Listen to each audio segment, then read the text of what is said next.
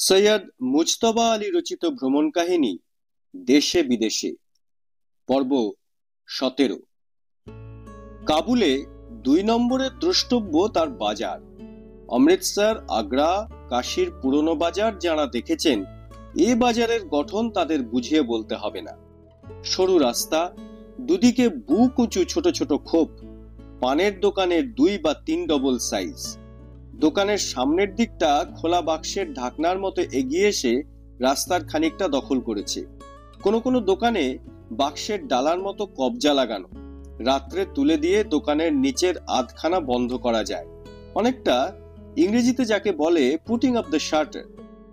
বুকের নিচ থেকে রাস্তা অবধি কিংবা তারও কিছু নিচে দোকানেরই একতলা গুদাম ঘর অথবা মুচির দোকান। কাবুলের যে কোনো বাজারে শতকরা 30টি দোকান মুচির। পেশোয়ারের পাঠানরা যদি হপ্তায় 1 দিন জুতোতে লোহা পোতায়, তো কাবুলে 3 দিন। বেশিরভাগ লোকেরই কাজকর্ম নেই, কোনো একটা দোকানের লাফ দিয়ে উঠে বসে দোকানের সঙ্গে আড্ডা জমায়। ততক্ষণে নিচের অথবা সামনের দোকানের একতলায় মুচি পয়জারে গোটা কয়েক লোহা ঠুকে দেয়। আপনি হয়তো ভাবছেন যে দোকানে বসলে কিছু একটা কিনতে হবে, আদপেই না। জিনিসপত্র বেচার জন্য কাবুলি দোকানদার মোটেই ব্যস্ত নয়। কুইক টার্নওভার নামক পাগলা রেসের রেওয়াজ প্রাচ্য দেশীয় কোনো দোকানে নেই। এমনকি কলকাতা থেকেও এই গদাই লস্করি চাল সম্পূর্ণ লোপ পায়নি। চিতপুরের শালওয়ালা, বড়বাজারের আতরওয়ালা এখনো এই আরামদায়ক ঐতিহ্যটি বজায় রেখেছে। সুখ দুঃখের নানা কথা হবে, কিন্তু পলিটিক্স ছাড়া। তাও হবে, তবে তার জন্য দোস্তি ভালো করে জমিয়ে নিতে হয়। কাবুলের বাজার ভয়ঙ্কর ধূর্ত। 3 দিন যেতে না যেতেই তামাম বাজার জেনে যাবে আপনি ব্রিটিশ লিগেশনে ঘন ঘন গতায়াত করেন কিনা। ভারতবাসীর পক্ষে রাশিয়ান দূতাবাসের অথবা আফগান ফরেন অফিসের গোয়েন্দা হওয়ার সম্ভাবনা অত্যন্ত কম। যখন দোকানি জানতে পাবে যে আপনি হাই পলিটিক্স নিয়ে বিপজ্জনক জায়গায় খেলাধুলা করেন না, তখন আপনাকে বাজার গপ বলতে তার আর বাধবে না।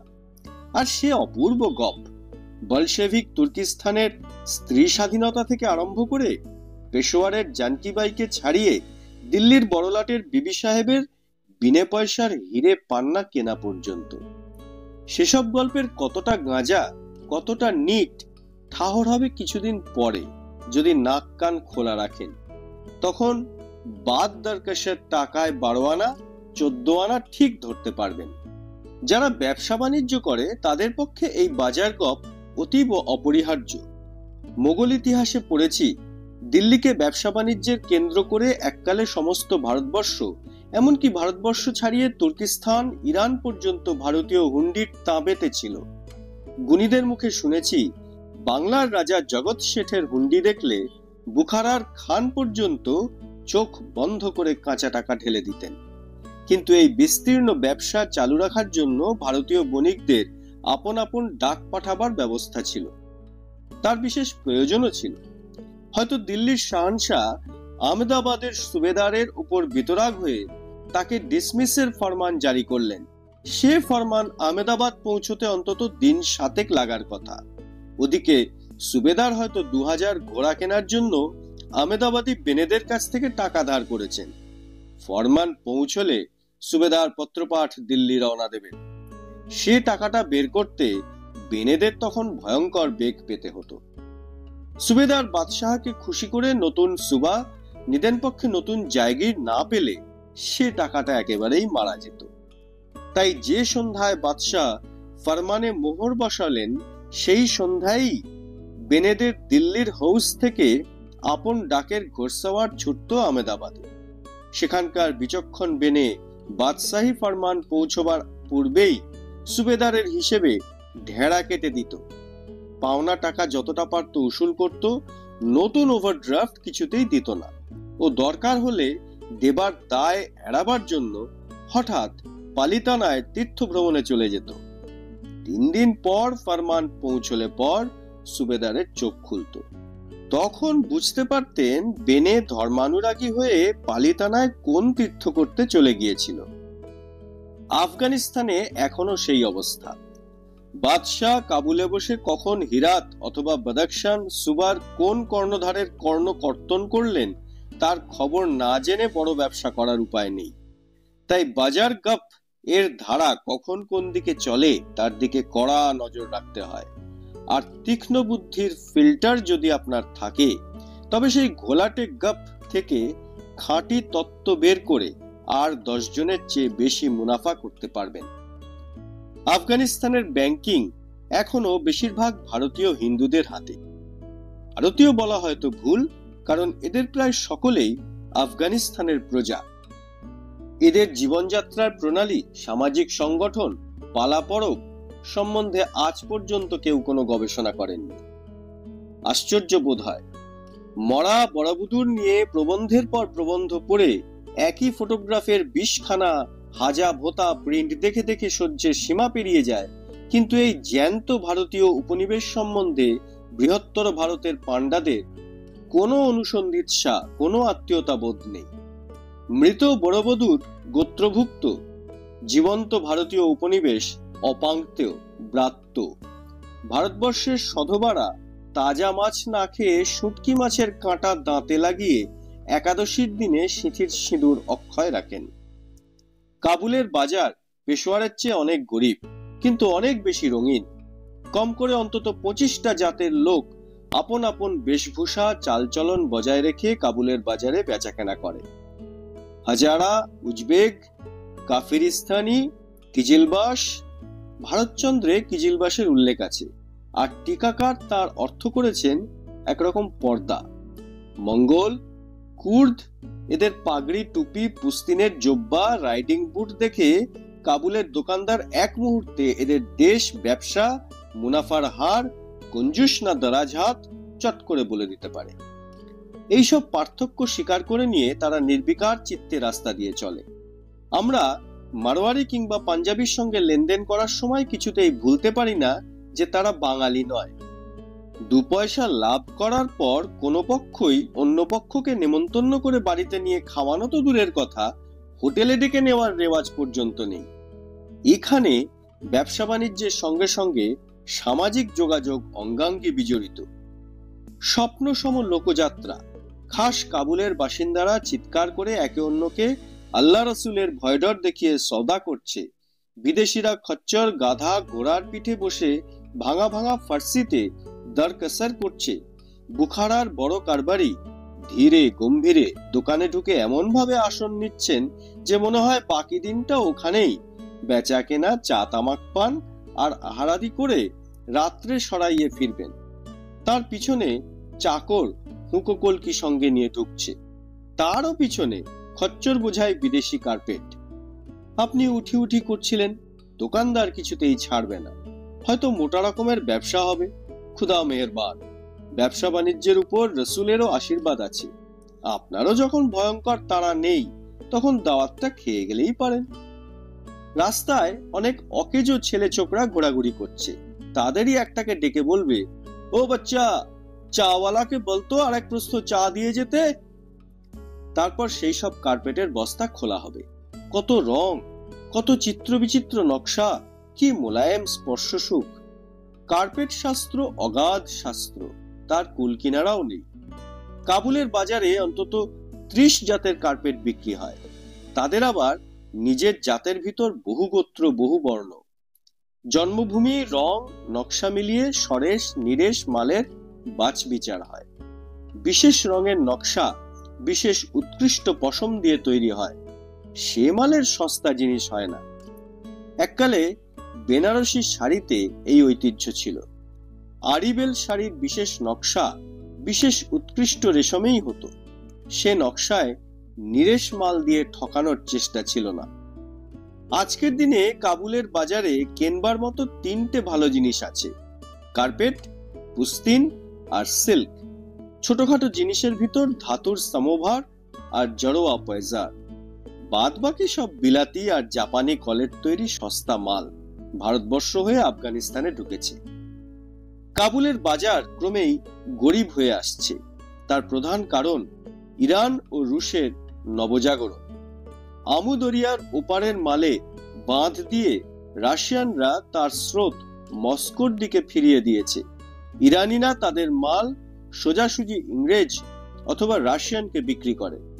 কাবুলের পয়সা কমে গিয়েছে বলে সে ভারতের মাল আর সেই পরিমাণে কিনতে পারে না।